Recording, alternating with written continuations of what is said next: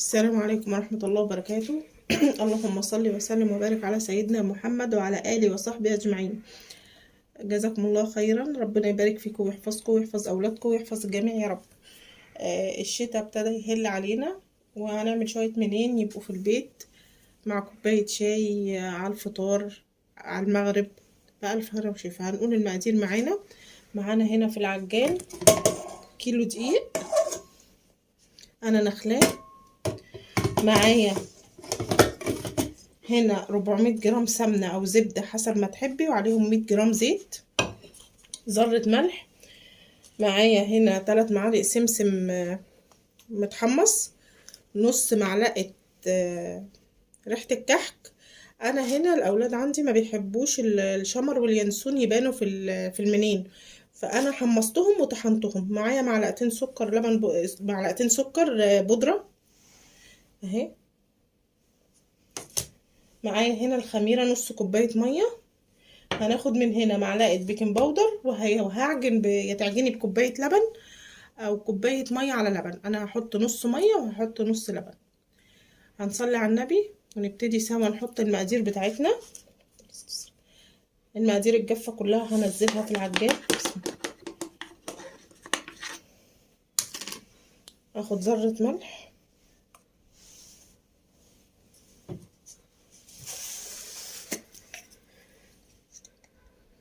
معلقة بيكنج باودر، يا معلقة كبيرة يا معلقة صغيرة مليانة.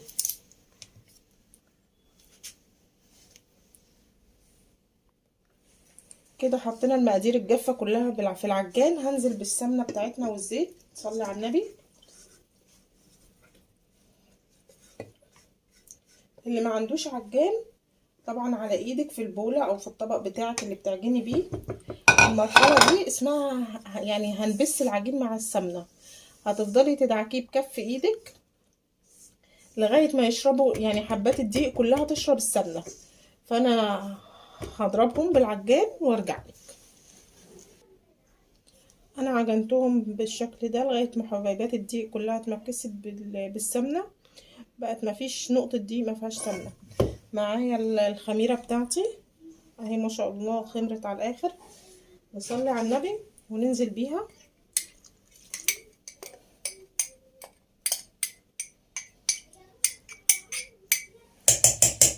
هعجنها ومش هحط السوائل التانية غير اما اوريكم شكل العجين وصل معايا لفين. كده انا عجنتهم بالخميرة. هنزل دي كوباية لبن على مية، مش هاخدها كلها، انا خدت نصها لان كل دقيق وحسب السوائل اللي هياخدها معاكي، فتخلي بالك من النقطة دي. ولو عايزة تعملي المنين من غير شمر وينسون نفس الطريقة، بس هتستغني عن الشمر واليانسون. فانا هعجن واوريكي شكل العجين الشكل النهائي ليه.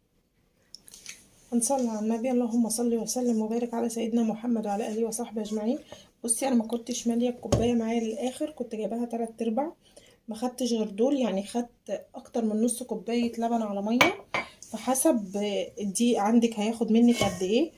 بصي هتكوري العجينه وتفرديها كده. بصي مفيش اي تشققات حصلت. بدل مفيش تشققات حصلت في العجينه تعرفي ان انت كده مقدار السوائل معاكي مظبوط ومش محتاجه اي سوائل معاكي تاني. هقول لكم على السريع المقادير بتاعته. كيلو دقيق، نص كيلو سمنه على زيت، انا بحط 400 جرام زبده او سمنه عليهم 100 جرام زيت، عليهم نص معلقه ريحه كحك، معلقه شمر على ينسون طحناهم ومنخلاهم، معلقتين سكر، ذرة ملح، معلقة بيكنج باودر كبيرة. اللهم صل وسلم وبارك على سيدنا محمد وعلى اله وصحبه اجمعين. 3 معالق سمسم، والخميرة بتاعتنا بنعملها، ومعاكي اللبن على المية. كده انا هغطيها بفوطة واحطها في مكان دافي تخمر وارجع لك. اللهم صل وسلم وبارك على سيدنا محمد وعلى اله وصحبه اجمعين. كده العجينة خمرت معايا. انا العجوة دي عملت عجوة، هنعمل حبة بالعجوة وحبة سادة. انا حطيت لها حته زبده وحته قرفه وشويه سمسم وعجنتهم وصبعتها، او تعمليها كور حسب ما تحبي. هنسمي الله ونصلي على النبي. ناخد حتة عجينة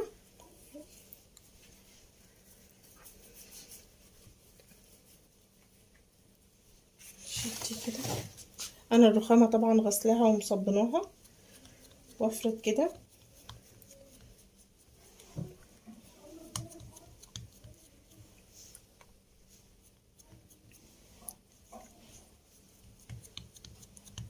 معايا صينية دهناها، وهنجيب سكينة وهقطعها كده.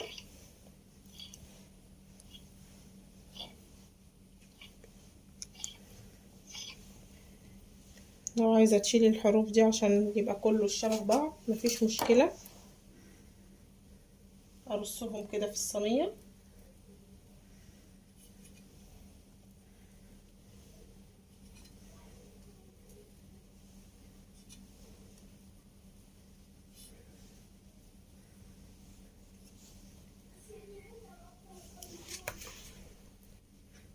رصيناه في الصينية السادة، هنعمل صباع تاني زيه ونبططه. ده لو عايزة تحشيه هتجيبي العجوة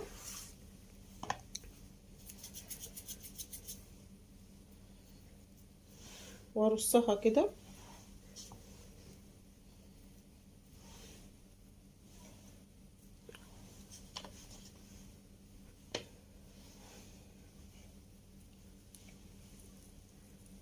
واقفلها بحيث ان انا اخلي العجوة بتاعتي في النص، والفها.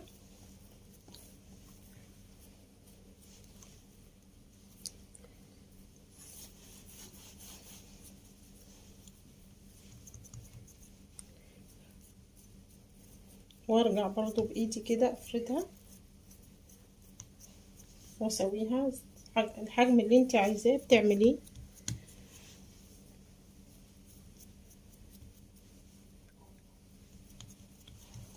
صلي على النبي ونقطعها. عندك قطاعة عايزة تقطعي بيها براحتك زي ما تحبي.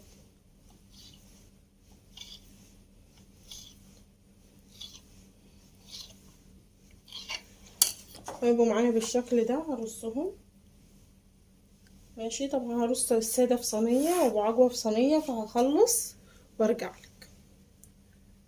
بسم الله الرحمن الرحيم. نصلي على النبي سوا. انا بسم الله ما شاء الله اللهم بارك خلصت تقطيعه كده. هيدخل الفرن، هندخله الفرن.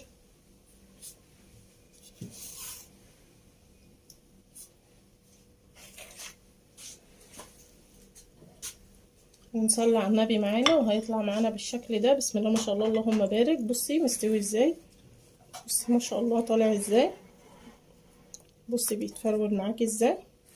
بألف هنا وشفا. يا رب الوصفات تكون عجبتكم. لو وصلتي لغاية هنا يا رب يكون الفيديو عجبك. ما تنسينيش في اللايك ودعوة حلوة منك في الكومنتات. ولو عجبك الفيديو شيريه لاصحابك واخواتك وحبايبك. اللهم صل وسلم وبارك على سيدنا محمد وعلى آله وصحبه أجمعين. السلام عليكم ورحمة الله وبركاته.